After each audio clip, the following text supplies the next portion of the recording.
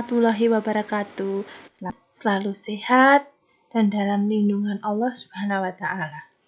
Nah, pada pagi hari ini, pada hari Selasa ini, Butian akan membahas materi tentang tema 5 pengalamanku, subtema 1, pengalamanku di rumah, pembelajaran 4. Nah, dari pembelajaran 4 ini itu tidak jauh dari pembelajaran 1, 2, dan 3. Jadi ada sedikit yang akan Butian jelaskan di pembelajaran 4 ini, tapi kalian harus tetap menyimak buku PR tema 5 kalian ya. Kalian bisa buka buku kalian, dan kalian juga bisa menyiapkan pensil, buku tulis, dan yang penting adalah buku PR temanya, kalian baca-baca, dan kalian menyimak atau memperhatikan penjelasan Butian di video ini. Nah, sebelum kita melaksanakan pembelajaran pada pagi hari ini, marilah kita mengucapkan Bismillahirrahmanirrahim supaya dalam pembelajaran pada pagi hari ini kita diberi kelancaran dan kita dapat memahami pembelajaran daring pada pagi hari ini. Oke, langsung saja ya. Tema 5 pengalamanku, subtema 1, pengalamanku di rumah, pembelajaran 4. Di sini, Butian akan membahas tentang puisi. Coba kalian simak puisi di bawah ini. Yang berjudul Kebunku. Kebunku penuh tanaman. Daun-daun tanaman di kebunku hijau segar.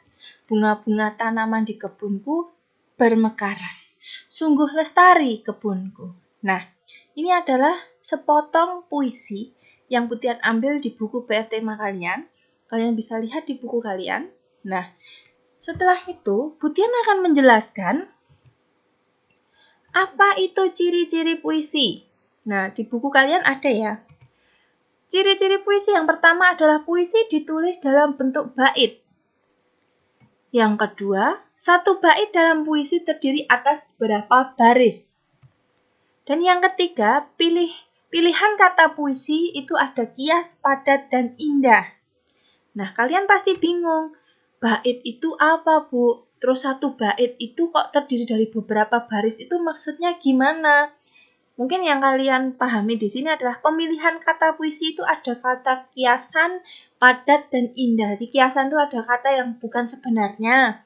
Terus yang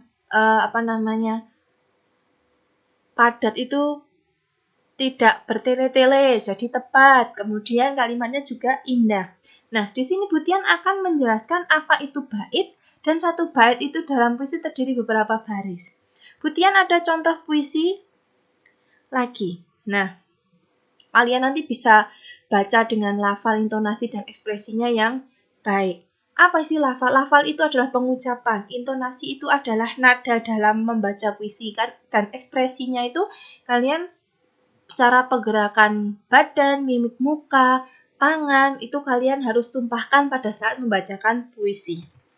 Nah, dengan judul Taman Bungaku, karya Niko Mangjuniati, SD Negeri 5 Jungatan.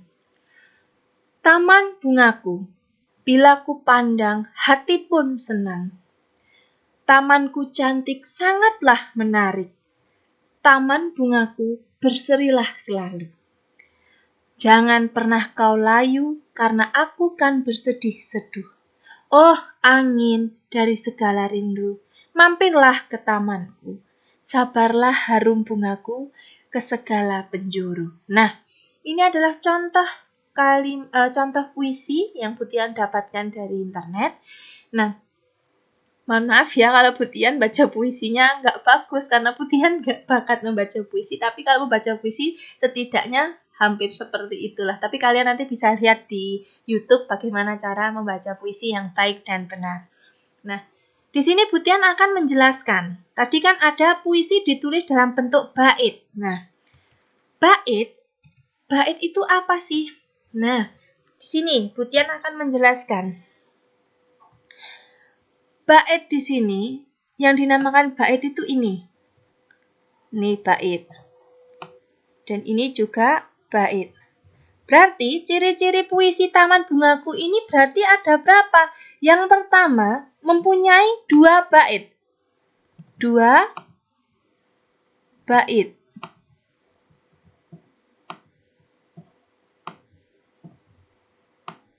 Yaitu bait pertama, ini adalah bait kedua. Nah, di dalam bait terdapat beberapa baris. Nah, kalau bait itu tadi yang saya lingkari ini, tapi kalau baris ini, Putian ganti warna ya. Putian kasih warna biru. Ya, yang namanya baris itu ini. Baris 1, 2, 3, 4, 5, 6, 7. Nah, Taman Bungaku mempunyai ciri-ciri puisi. Yang pertama adalah mempunyai 2 bait dan mempunyai dalam satu bait terdapat berapa baris? Kita hitung 1, 2, 3, 4, 5, 6, 7 baris. Jadi setiap satu bait terdapat 7 baris. Kalau yang bait kedua 1, 2, 3, 4, 5 ada 6 baris. Nah, itulah yang dinamakan bait dan baris. Jadi beda ya. Bait itu ini loh. Ada jedanya lah. Bait itu gimana ya menerangkannya? Jadi kalau ada puisi itu ada satu bait, 2 bait. Jadi kalau cuma yang tadi, yang pertama tadi, yang ini, nah ini hanya ada 1 bait. Nanti kalian bisa menuangkan ciri-ciri puisi itu nanti dalam tugas aktivitas 2. Nah, inilah ya tadi. Paham nggih? Kemudian lanjut, kalian bisa mengerjakan mari beraktivitas 2 halaman 16 di buku PR tema 5. Setelah itu dikirim ke Wapri ya. Saya tunggu sampai jam 9 malam seperti biasa. Kemudian ada sedikit membahas matematika, yaitu kalian bisa perhatikan percakapan di bawah ini. Nah, di sini ceritanya ada anak laki-laki bersama ayahnya. Anak itu bertanya, "Ayah, apakah nama benda ini?" Ayah menjawab, "Benda ini adalah disebut jangka sorong." "Apa kegunaan benda ini ya?" "Gunanya untuk mengukur benda berbentuk lingkaran seperti mur dan pensil." Seperti ini contohnya.